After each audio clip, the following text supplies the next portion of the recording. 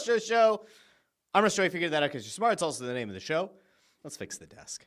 Bring the desk up. There we go. A little bit better. Looks very out of sorts. Welcome in. Happy Tuesday. It is a terrific Tuesday here on the Russ Joy Show. Why is it a terrific Tuesday? I don't know. Because they say it is. Usually we do Monday, Wednesday, Friday. We did not do a show on Labor Day. And I thought, you know what? If we're not going to do a Labor Day show, I thought we were going to, but then we didn't. I keep saying we. It's me. I'm the problem. It's me. Since we didn't do a Monday show, I figured, all right, we'll do a Tuesday show. And then we'll turn around real fast and we'll do a Wednesday show. Just have to lock in a guest because now I've kind of like pigeonholed myself into this whole Wednesdays with thing. And I have 2 or 3 ideas of who I'm going to bring on tomorrow. And it might be somewhat unexpected, so I'll let you know on Wednesday's show. Now, in the meantime, there are things that we need to get to. Some of them are related with Philadelphia sports. Some of them are not. Some of them we'll expound upon tomorrow. Some of them we will not. But this is the beauty of doing the show.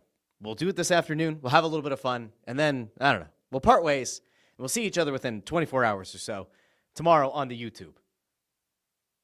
Fawcett saying, glad you dressed up. I had an important call today, and I figured, you know what? I'm going to leave the shirt on. I'm going to leave this little number on right here, you know? Plenty of times I show up, I look like a schmuck, a jamoke on this show, and I figured, you know what, today, let's look a little bit decent, you know? We'll have fun out there. JH says someone unexpected. It's going to be Ant. It's always Ant. It won't be. Tomorrow is not an Anthony Sanfilippo day. I've reached my Anthony Sanfilippo quota on this show for at least a month after he was on. So Fawcett says, I hate that every Phillies game I get to watch sucks. Fawcett, you're no longer allowed to watch the Phillies. Those are the rules. You must have watched the series finale against the Braves, which left a lot to be desired. Not ideal. Bondarenko says, afternoon, all a surprise Tuesday show. I have to make sure that I'm fulfilling my obligations to the people out there. Ford is here, says you're welcome. Been a hell of a day so far. So fat now so far. He updated that. I appreciate that, Ford. Fawcett, now Ford's #1 fan, says he's here and usually right. JH says you're going to get us on a technicality as it's a new month. That is true. Happy September. We were going to do September 1st show. It did not happen, so now we're here on September the 2nd. And I don't have a second to spare on today's show, so we're going to get right into it. I'm going to drop in the bottom right-hand corner of the screen. So I'm actually going to, let me see. Can I slide this guy down a little bit? Oh, yeah, there we go. Slide this whole number over here. Now, in the bottom corner of the screen, you can see the comments. They're going to pop up. They're going to populate as we go throughout the show. I'll try to get to as many as I can. If I can't get to them all, oh well, but they'll be on the screen, so you can at least take a screenshot and say, well, look, I did it. I made it on a live stream. Sure, I'm not like iShowSpeed, who was at Pat's today. Don't know if anybody saw that, but he was at Pat's. He asked to put mayo on his cheesesteak, which I find deeply, deeply concerning on a lot of levels, but he's got a massively successful stream. There's no getting around it. Let me see if I can pull this up here really quick. So iShowSpeed was over at Pat's, and I assume he was there because of the Xfinity Mobile Arena verbiage and the Xfinity Mobile Arena signage being revealed today. But there you go. He was at Pat's, and then we're going to skip ahead. For whatever reason, he asked for mayo. I don't know why the guy asked for mayo. I find it deeply concerning, but it looked like they had a Hellman's mayo packet ready to go for the guy. So he put mayo on the cheesesteak. You can judge that. You can decide if it's okay or not. I want to actually throw an idea out to the people because I find mayo to be, I like mayo, but I find mayo to be like a pretty odd choice for a cheesesteak. But then I thought about it. I'm like, all right, well, in theory, right, you can have Russian dressing on a burger or on a roast beef special, right? So you've got ketchup, you've got mayo, usually relish, right, in a Russian dressing. But then I was like, all right, ketchup and mayo go together pretty well. I've had ketchup and mayo on a burger before. That doesn't seem too weird. But does a ketchup and mayo both being on a cheesesteak, is that acceptable? So I'm actually going to put up a poll. Man, the comments are live today. Live on a Tuesday. Is mayo acceptable on a cheesesteak? That's the question. And I think that if now again, I'm not trying to influence anyone's opinion here, okay? I don't want to go down as being somebody who tried to manipulate the viewers here. But it's either a yes, a no, or Yes, with ketchup. We're gonna just put those three up as the options. I want to see what people think because I could see making a case for ketchup and mayo together on a cheesesteak. Maybe if you're following the mentality of the ketchup and mayo on a cheeseburger being okay, why should it not be okay on a cheesesteak? Now, again, I am not committed to this line of thinking, okay? I am not locked and loaded on this idea that it has to happen. I don't really care. You guys can go whichever way you want to go, okay? Totally up to you. I need to know in the comments, though. As of right now, 80% of respondents say, no, 83%. Oh, we're back down to 80. 83% of respondents say no, mayo is not acceptable on a cheesesteak. 17% currently weighing in say yes, it is acceptable. No one has chosen the option of yes with ketchup. So, JH, very upset. Very worked up about the idea of mayo on a cheesesteak. Fanny Pack. Hello, Fanny Pack. Like the video, share the video, subscribe. Says mayo, ketchup, fried onions is my order. I like fried onions. I can get down with some fried onions. I can get down with ketchup. Ketchup, mayo, fried onions. On a cheeseburger, I'd be fine. So conceptually, it shouldn't be that offensive on a cheesesteak. We're gonna keep checking this. All right, let me keep going over the comments here for a second. Amadeo asks, did Braun Breaker's spear I show speed for that? I don't think so, but maybe he should. JH says, that's ballsy. Usually people don't film their crimes. Ford says mayo is disgusting. Fawcett says mayo on most things is terrible. Greg Bondarenko believes mayo does not belong on a cheesesteak. Video guy Amadeo says it's not acceptable. Wow. A lot of people in the comments. Not a big fan of the mayonnaise. Let's see. Amadeo says the only condiment I would trust on a cheesesteak is hot sauce. Ooh. Ford throws out the idea of the buffalo chicken cheesesteak. Who doesn't love that? It's great. We have the hot dog as a sandwich thing going on now. I've sent us straight to hell. Like, this is pretty much, I need like good old Jim Ross. I need good old JR to, by God, he sent this comment section straight to hell. They're talking about mayonnaise on a cheesesteak. What about all the great things happening in Philadelphia sports and beyond? Russ Joy, that's what your show is supposed to be about, not about the appropriate condiments on a cheesesteak. By God. By God. I like this, by the way. Noted shill for Big Mayo. Yo, Big Mayo could absolutely buy me. 100%. They could buy my allegiance. Sponsored the show. Hellman's, hit me up. Let's have a chat. Okay. I don't even know how do we get off on that? How do we get off on I Show Speed talking about the cheesesteaks? I don't even remember how we got there. Okay. Let's kind of bounce around here a little bit. As I mentioned before, there are a few things that I think are kind of newsworthy, noteworthy, and then we're going to kind of fly around. There's a bunch of Philly stuff. There's a bunch of non-Philly stuff. We'll start with the Philly stuff, but we're going to kind of like weave in and out a little bit because there are some things that like made me legitimately chuckle. First of all, since we're on food, I am going to note this. This has nothing to do with the Eagles, but it should. The Baltimore Ravens today put something out that made me cheer and then also be very upset with our football team. We're going to go out to it right now. The Baltimore Ravens today announced, I'm going to take the comments out for a second. The Baltimore Ravens announced a revamped flock-friendly fare menu.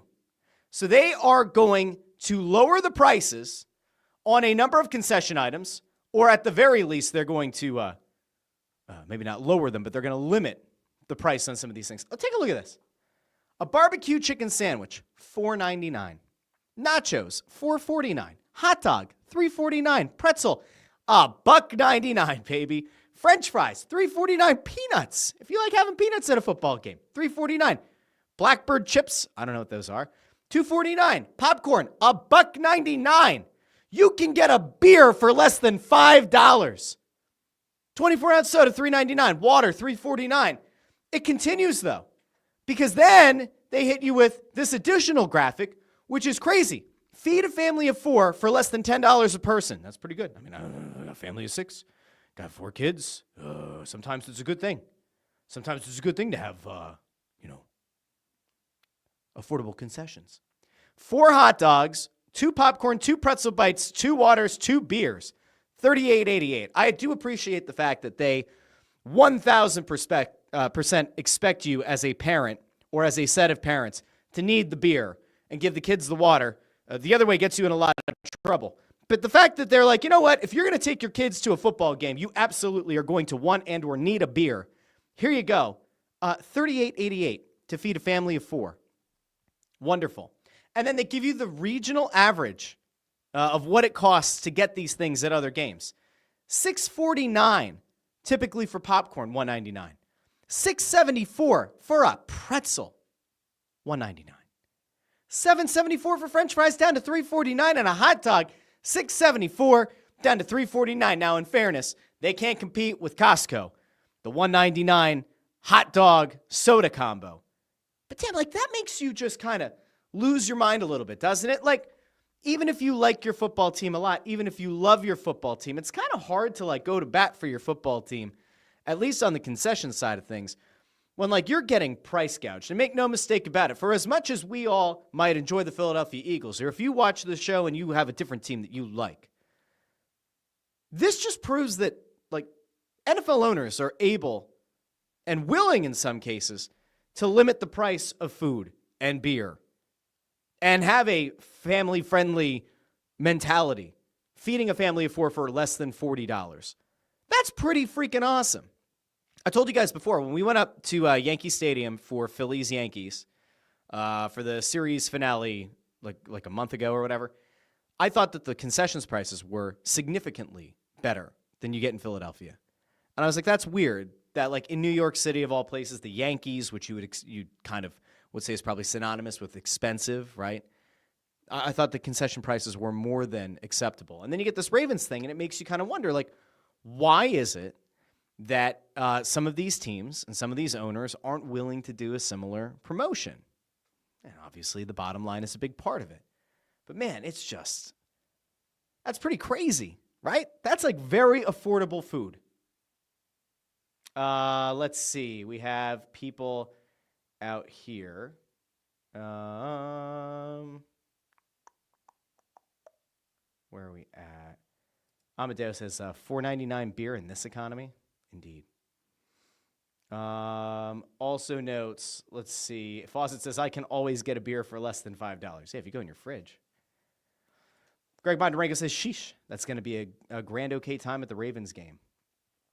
Baltimore Mafia took over, according to Fawcett. And now the in fairness counter has begun. Let's see. JH says, wow, while they do this, Flyers going to charge $14 for a hot dog and $20 for a box of popcorn this year. I mean, who knows? We'll find out soon enough. It's just wild. And this is the thing. We talked about this back when the Phillies played the Yankees, but the Yankees have this thing where I don't remember what the exact price was now, but like it was a thing of chicken tenders. There was like 8 chicken tenders and a full like commemorative whatever thing of French fries.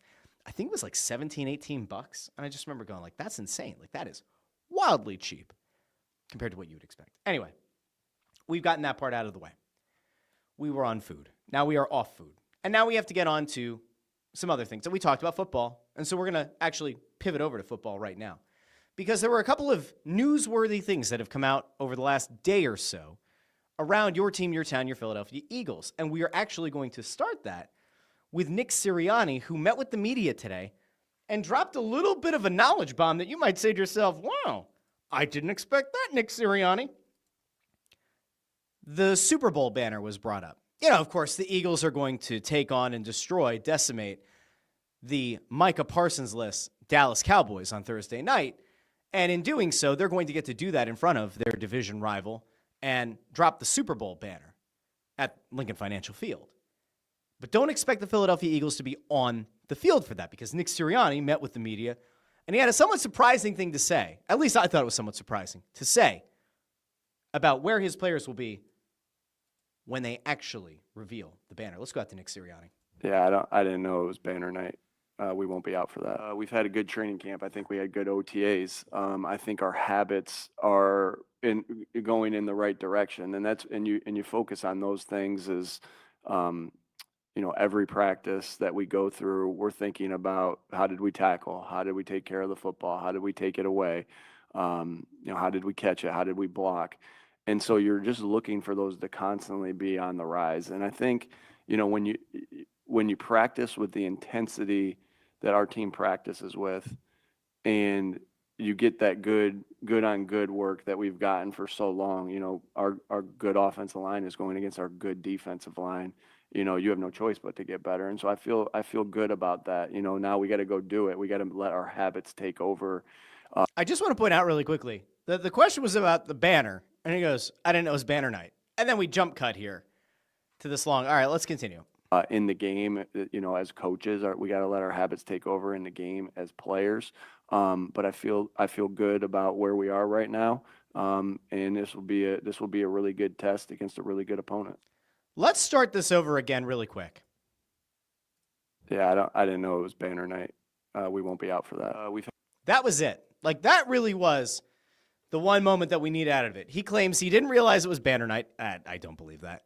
We will not be out there for it. So the Philadelphia Eagles, who won the Super Bowl a season ago, the Philadelphia Eagles are going to take the field on Thursday Night Football to start the NFL regular season against the Dallas Cowboys. They're going to reveal the Super Bowl banner, but Nick Sirianni is not going to be out there. Saquon Barkley is not going to be out there. Neither is Jalen Hurts or A.J. Brown or Devontae Smith or Lane Johnson or Zach Bond or Cooper DeJean or Quinyon Mitchell or Jalen Carter or Jordan Davis. None of them are going to be out on the field, which seems a little bit odd to me. Now, I'm not going to tell you that this is we're not venturing into hot take territory here, okay?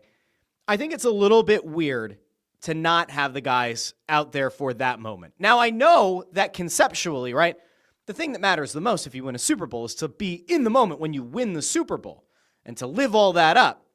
And then eventually you turn the page and you start working on the next season. I don't think that it is against the team's best interest to go out and actually experience putting up the banner, dropping the banner at Lincoln Financial Field. Like, I don't think there's anything wrong with it. I don't think it's going to, make the Eagles yearn for the memories of last season. I don't think it's going to make them wistful all of a sudden. I don't think that it's going to lower the intensity of the night. I don't think it's going to all of a sudden make the Eagles fall into a lull against a Dallas Cowboys team that is still reeling from the trade of Micah Parsons. Like, I don't see an issue with having the team out there for the banner dropping. Now, if Sirianni really does believe that for the competitive advantage of the team, they need to be in the locker room going through it like a normal game and, cool, there's a banner, but like, screw it. It's really more for the fans than anybody else. And like, we already won the Super Bowl and we lived it up and now it's a new season. Like, fine.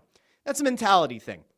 Sometimes I think teams, coaches, players, sometimes I think they get a little bit too in their own heads. Sometimes I think they're so locked in on this idea of, all right, cool, we won one, let's get another. And I don't hate that idea. I don't hate the mentality, but like the likelihood of you doing that isn't exactly the highest, right? Like, you don't see a lot of teams go back to back or go back to back to back or have a dynasty where you win 3 Super Bowls or 3 championships of any kind in 4 years or 5 years. There's a reason for that, right? There's a lot of parity in leagues. You have a lot of injuries that can take over a team. There are a lot of factors that you can't plan for that could derail a season. You can have a bad performance in the playoffs and get bounced by an inferior team.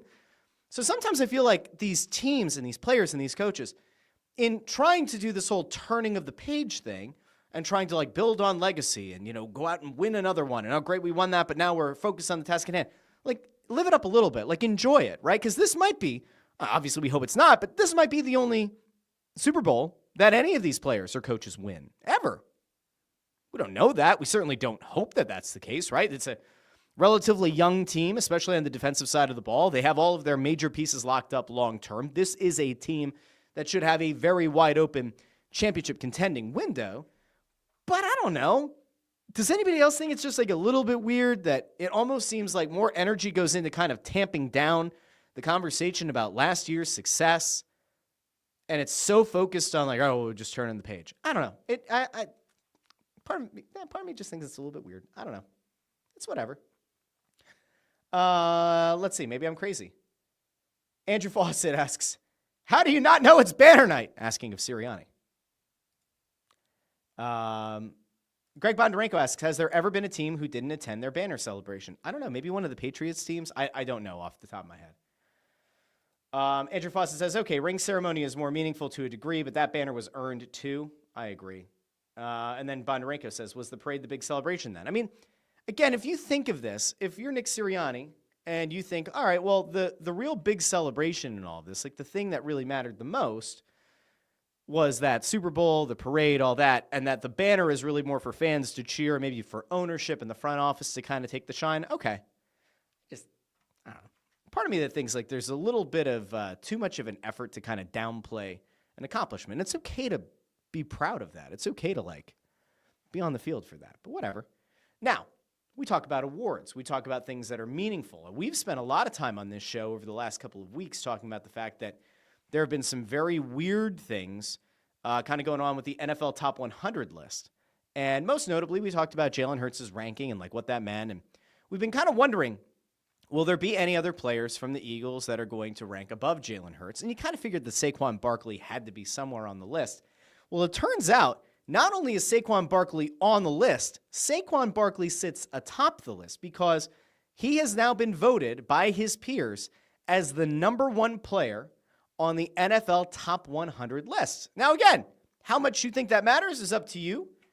But again, this is voted on by his peers. Let's see what Saquon Barkley had to say about being voted the number one player in the National Football League. Good. All right. Important to set the stage here. He has no idea what's going on.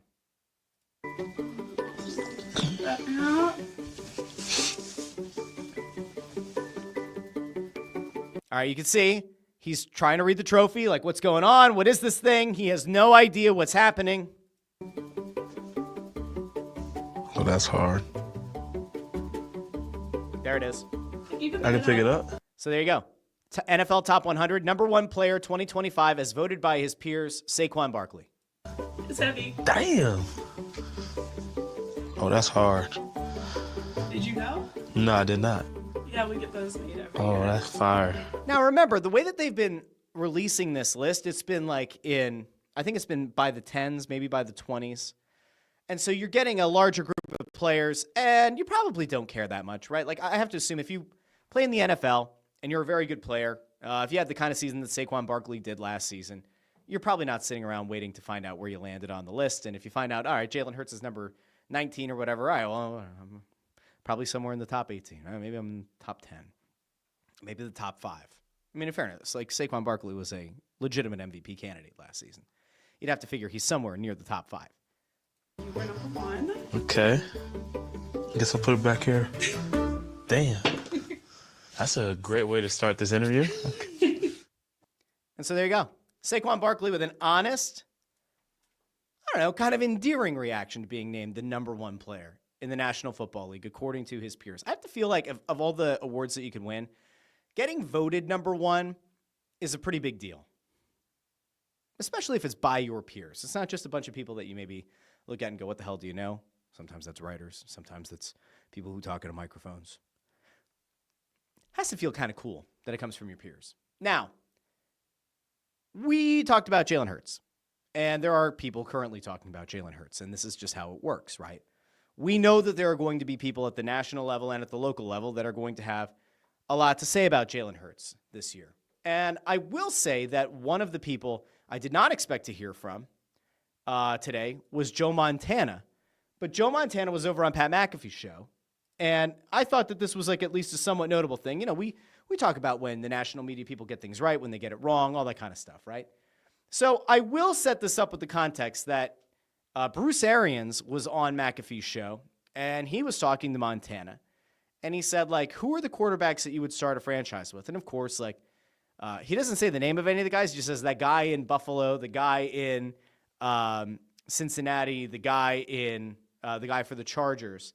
But he has a fourth player that I found intriguing, and you'll find out why here in a second. And believe it or not, I like the guy with the Chargers. Just Herbert. Just So Herbert. there he is saying Justin Herbert, which again, gunslinger. You would expect a guy like Montana to like Justin Herbert.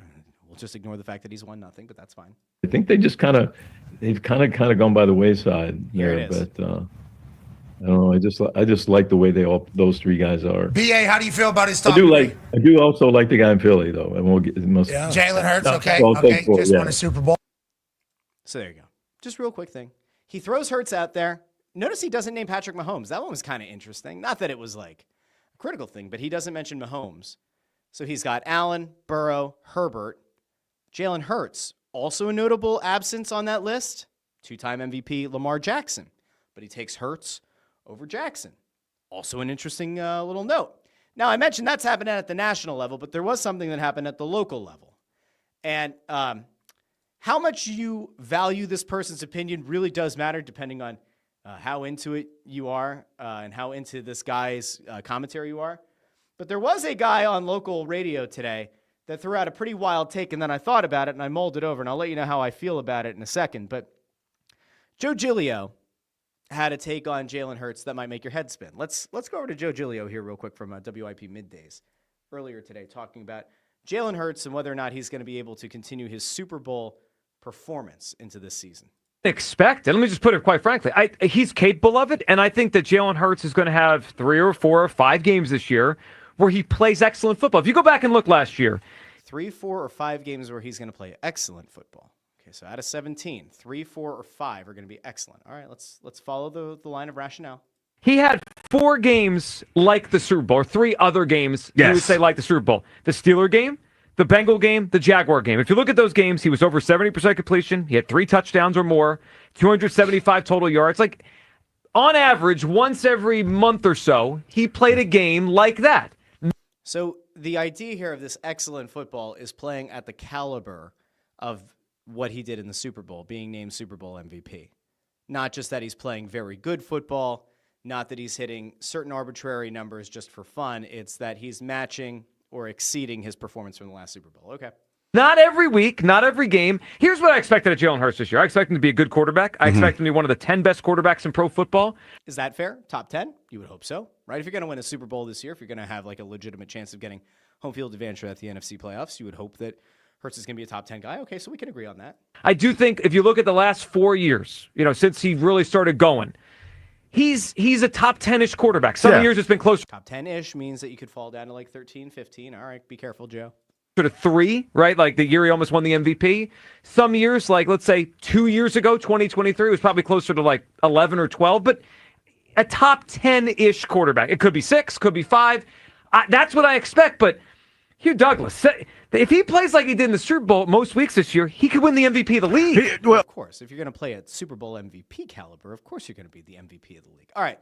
So I know that the first half of that clip is probably going to be the thing that people are, because the attention spans, right? That's a 2-minute clip, and we only played a minute of it. But I just wanted to make sure that we kind of got a little bit of context there.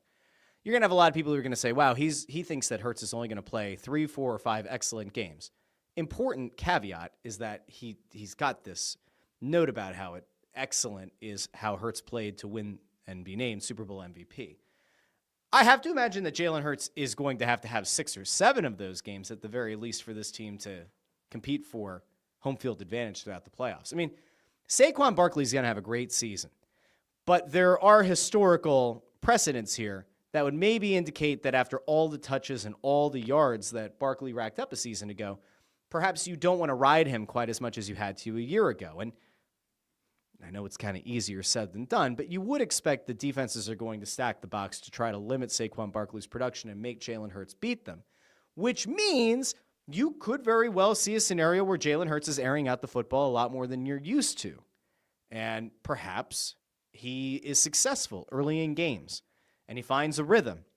And then you're able to incorporate Saquon Barkley. Now you've got what you ultimately had last year, which was a very efficient run game and a very efficient passing game. Now, if defenses stack the box to shut down Saquon Barkley and Hurts can't find a rhythm early, and you start to have a few performances of like 115 yards through the air, well, then people are going to start panicking again. This is just how it works in this city.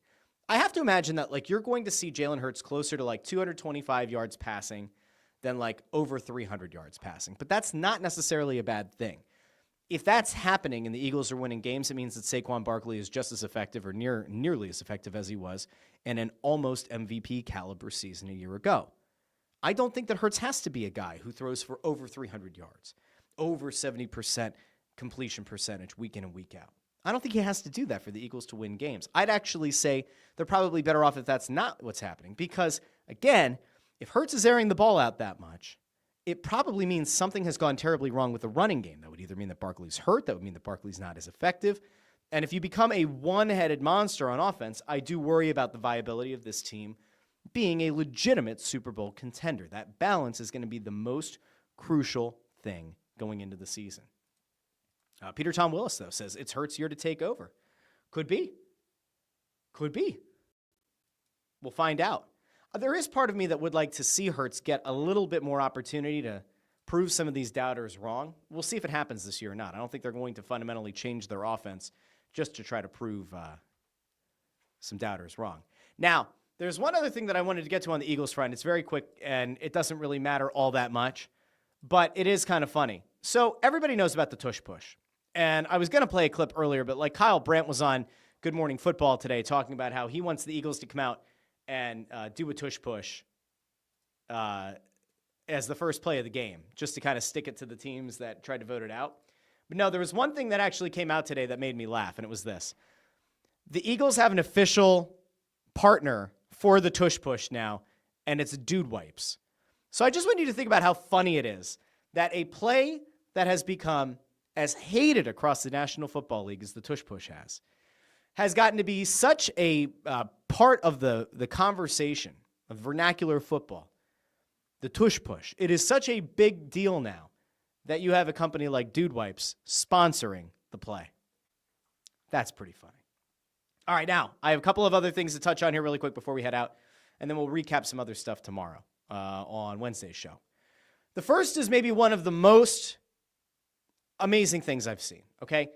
If you are a parent, you are going to relate to this story in the best possible way. You have Hunter Renfroe, who's played in a couple of places in the NFL, including the Raiders, and he missed a bunch of calls because he was getting a lot of calls from the Panthers. He was getting calls from the GM, from the coach, from his agent. In fact, he had 10 or more missed calls on his phone. He didn't even know until he got into the car.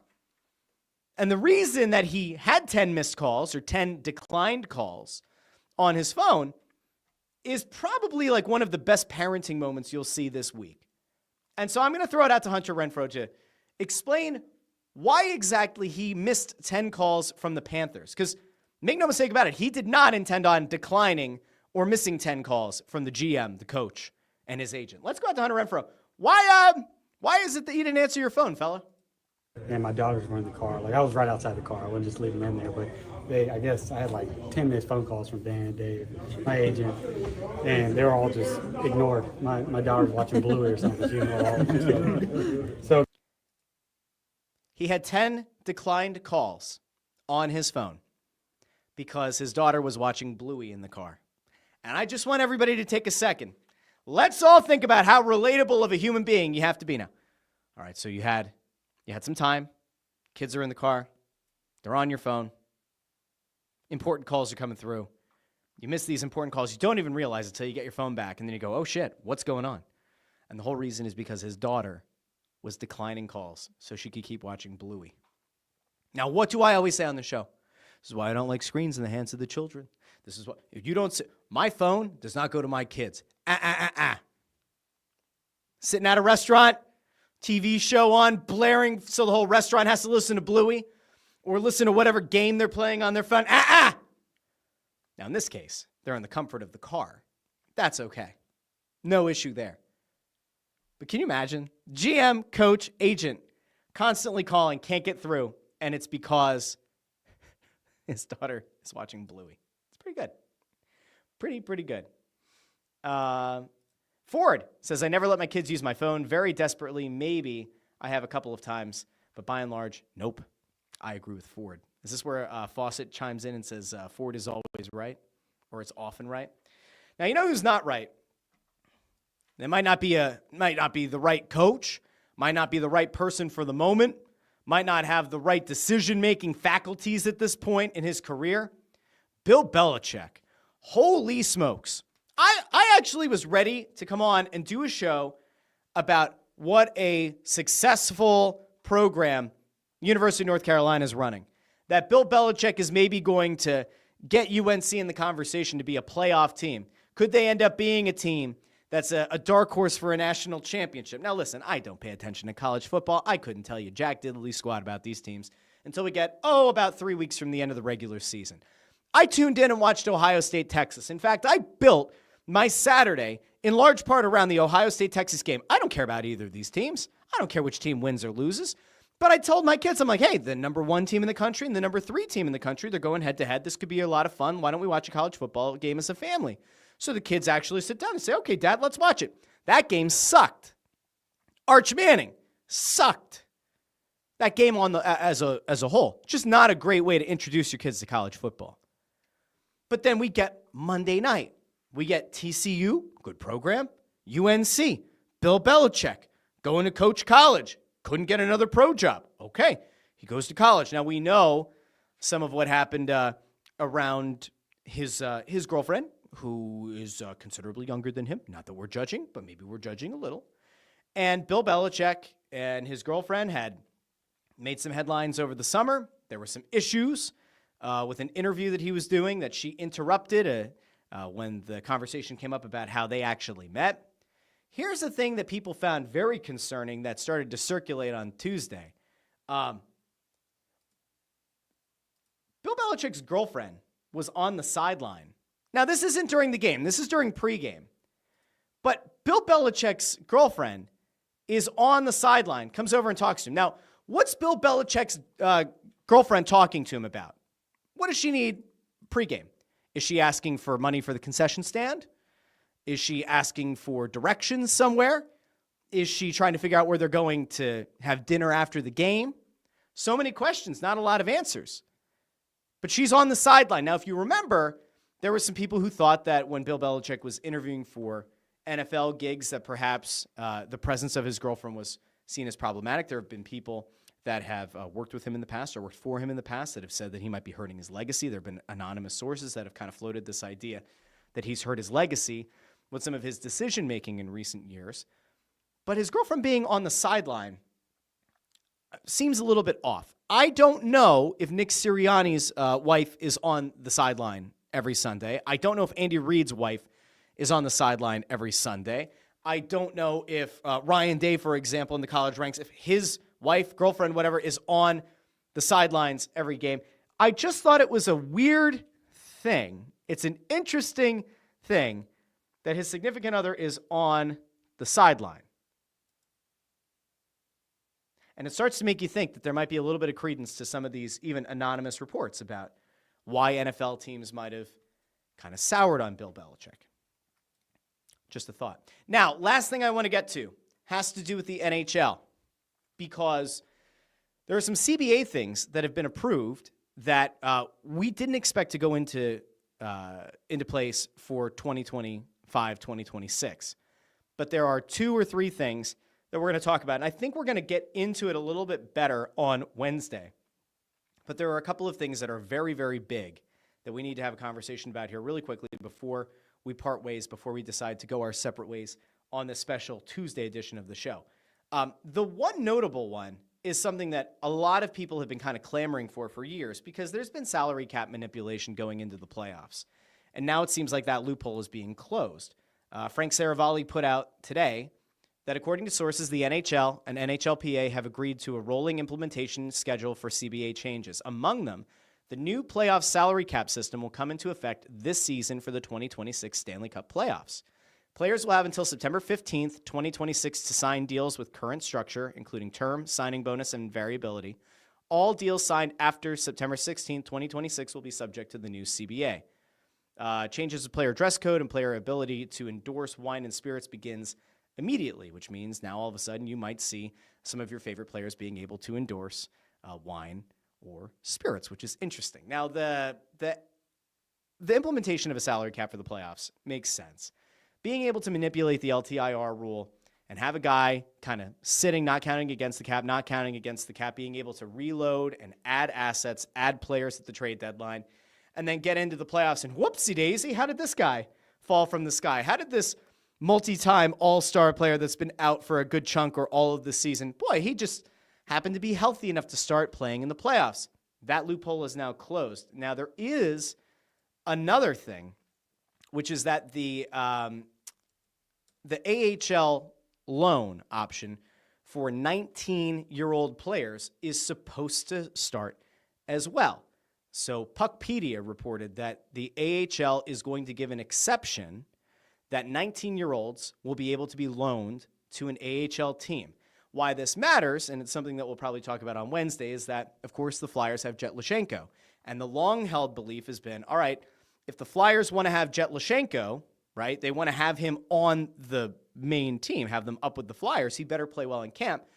Because if he doesn't, do you really want to send him back to junior, send him back to Guelph for another season where he's really not going to improve? Well, this, theoretically, would give the Flyers the ability, if he doesn't impress out of camp, to, at 19 years of age, loan him to the Phantoms. Let him play a full season in the AHL, and then as a 20-year-old next year coming out of camp, give him another actual opportunity to make the team.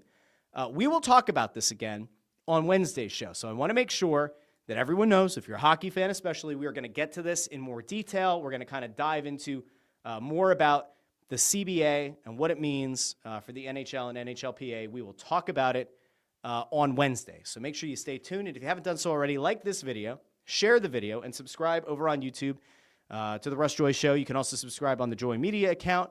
You can subscribe on your favorite podcast app, Apple Podcasts, Spotify, Pandora, Amazon Music, wherever you get your podcasts. Do me a favor, leave a 5-star rating over on Spotify or on Apple Podcasts. You can also leave a 5-star review on Apple Podcasts, and I'll read it on the show. Again, like the video, share the video, subscribe. You can share it to a friend, to a family member, maybe to an ex-girlfriend, ex-boyfriend, ex-whoever. Send it to them. They won't watch it, but maybe they will. And if they say, who the hell is this guy? And also, I haven't heard from you in 4 years. Why did you ghost me? This isn't exactly the most appropriate way to end a ghosting of 3 years. We need to talk about why our relationship fell apart. Who the hell is Russ Joy, and why are you sending me his show? Remember, you don't have to answer that. You just have to share the video to that person. Then you can block them and report their text back as spam. You could do that on an iPhone. Not saying that you should, but I'm saying you could. Just throwing it out there. Just an idea. I'll be back on Wednesday. Until then, this has been the Russ Joy Show, and I've been Russ Joy, but you knew that already because you're smart, and it's also the name of the show. Talk to all of you Wednesday here on the Russ Joy Show.